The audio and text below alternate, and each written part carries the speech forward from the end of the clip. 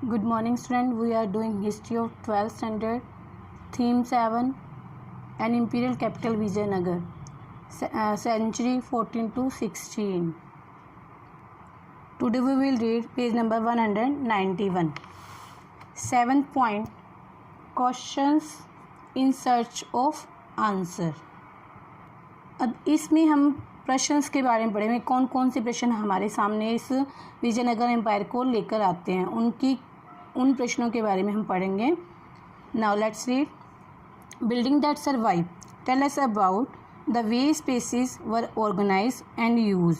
मतलब जो बिल्डिंग अब सर्वाइव है, जो संरक्षणकर्ताओं ने बिल्डिंग को सर्वाइव किया और बचा कर रखा है, वो हमें क्या बताते हैं कि उस समय कैसे कैसे स्पेसिस ऑर्गेनाइज हुए और कैसे उनका यूज़ हुआ.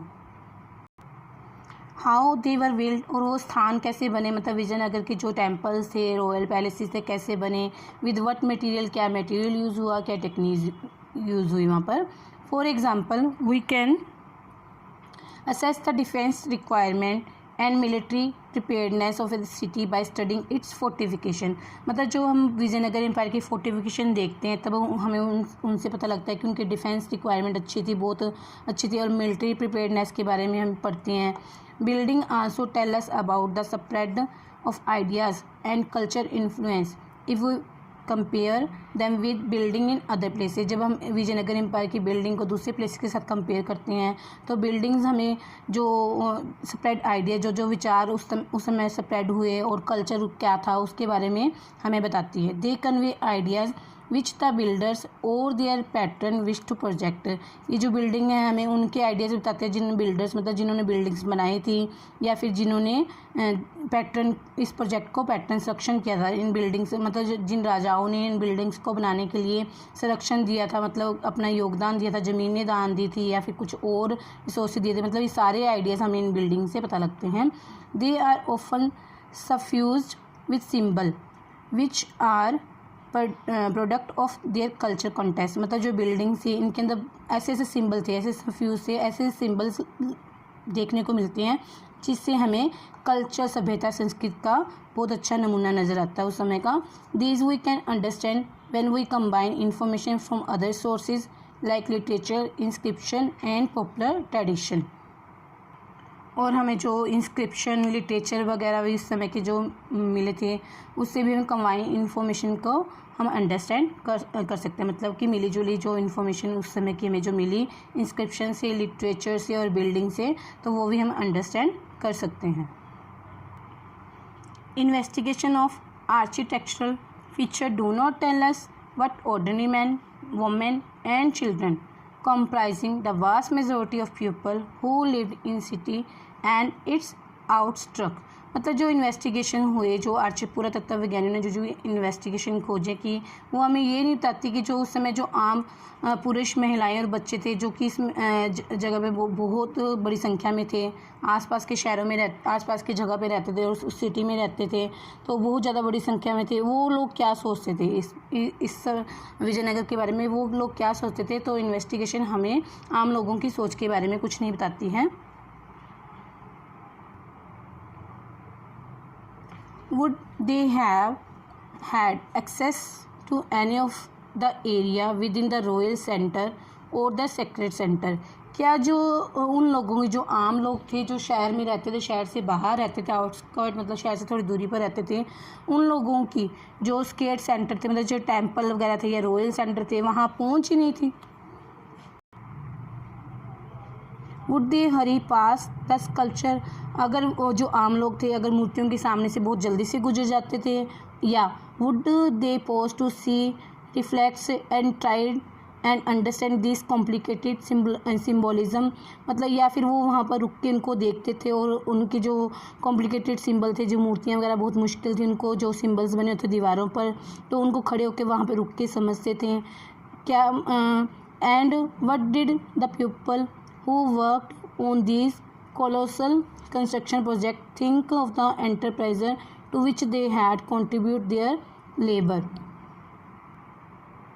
और जो पीपल जो इन कोलोसल मतलब विशाल कंस्ट्रक्शन प्रोजेक्ट में जिन लोगों ने काम किया था, वो इन एंटरप्राइजेज, इन इमारतों के बारे में, इन बड़े बड़े मंदिरों, उद्यमों के बारे में क्या सोचते थे, which they have contribute their labour, जिसमें उन्होंने अपना मजदूरी का योगदान दिया था। मतलब वो जो मजदूर लोग थे जिन्होंने मंदिर और टेम्पल बनाए थे, वो इन उद्यमों के बारे में क्या सोचते थे।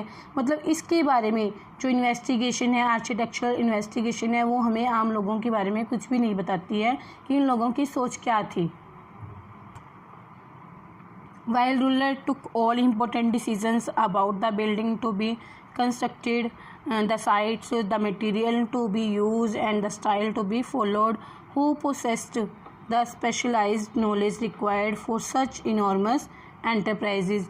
मतलब कहते हैं क्या फिर सिर्फ रूलर ही था, राजा लोग ही थे जो डिसाइड करते थे कि कौन सी बिल्डिंग कैसे कंस्ट्रक्ट करनी है, कौन सा साइट चूज़ करना है, मटेरियल क्या यूज़ करना है और कौन सा स्टाइल फॉलो किया जाएगा।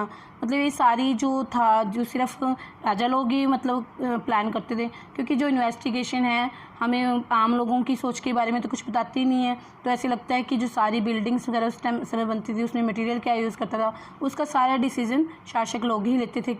मतलब ऐसे ऐसे प्रश्न उठ रहे हैं। Who drew up the plan for the building? Building का प्लान कौन बनाता था, नक्शा कौन बनाता था। Where did the masons, stone cutters, sculptor, who did actual building come from? मतलब जो मैसन और स्टोन कटर को, जो मूर्तिकार थे, जो एक्चुअल बिल्डिंग बनाते, वो कहाँ से आते थे। Where they captured during war from neighboring region, क्या वो वार के समय पड़ोसी राजाओं के द्वारा कैप्चर बंदी बना लिए जाते थे। What kind of wages did they get, उन्हें किस तरह का वेतन मिलता था। Who supervised the building activity, और बिल्डिंग एक्टिविटी का सुपरवाइज कौन करता, निरीक्षण कौन करता था।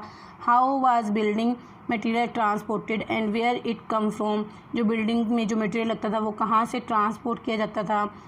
These are some of the questions that we cannot answer by merely looking at the building or their remains। ये इस तरह के कई क्वेश्चन है जो खाली हम बिल्डिंग्स को, उस समय की बिल्डिंग को देखकर और उनके मतलब जो अवशेष, जो बचे कुछ चीज़ें उस समय की विजयनगर एम्पायर की थी है, उनसे हम इन प्रश्नों का उत्तर नहीं दे सकते हैं। Continuing research using for other sources might provide some further clues। मतलब लगातार जो सर्च चल रही है, हो सकता है कि उससे हमें कुछ आगे क्ल्यू मिल जाए, इन प्रश्नों के उत्तर मिल जाए। मतलब हमने इस यहाँ 7th पॉइंट में हमने पढ़ा questions in search of answers. मतलब जो छानबीन हुई, जो खोज हुई, उनसे क्या क्या प्रश्न उठे वो हमने इसमें पढ़े। यह स्टूडेंट हमारा छोटा सा स्टैंजा अभी रहता है। Krishnadeva Raya, to recapitulate about some of the problem of perspective, look at this beautiful statue of Krishan Dev Rai placed on the Gopuram of the temple Chidambaram, Tamil Nadu. मतलब जो चिदम्बरम तमिलनाडु में चिदम्बरम टेम्पल है, उसमें उसके गोपुरम में कृष्ण देव राय की मूर्ति रखी हुई है। ऐसा लगता है कि जो राजा लोग थे इस तरह से अपने आप को प्रदर्शित करते थे। एंड दिस इज़ हाउ पियाज डिस्क्राइब द किंग। और पियाज जो पुर्तगाल का रहने वाला था, यात्री था, जो इस समय साइट की खोज करता हुआ आया था, उसने राजा की मूर्ति को इस तरह से प्रदर्शित किया। ऑफ मीडियम हाइट, जिसकी medium height and fair complexion, गोरा रंग था, गुड फिगर थी, rather fat than thin,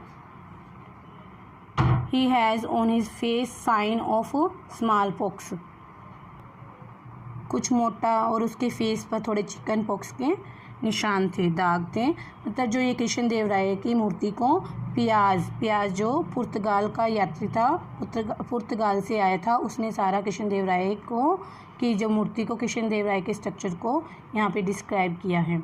okay student, your this lesson is completed and these are 2 timelines.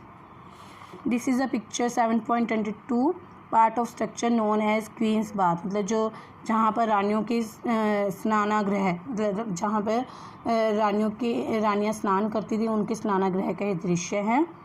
And this is timeline 1। Timeline 2 you will read also this. Timeline 1 up to start from century 12 to 16, मतलब 12वीं शताब्दी से लेकर मतलब यहाँ तक 1600 तक का टाइम दिया हुआ है। तो इस समय में क्या क्या हुआ सारा यहाँ लिखा हुआ है। और टाइमलाइन 2 में जो था 1800 से शुरू होकर 1986 तक का जो भी सारा हुआ, सारा वो यहाँ वृत्तांत दिया हुआ है। Okay student, your this lesson is completed. Have a nice day.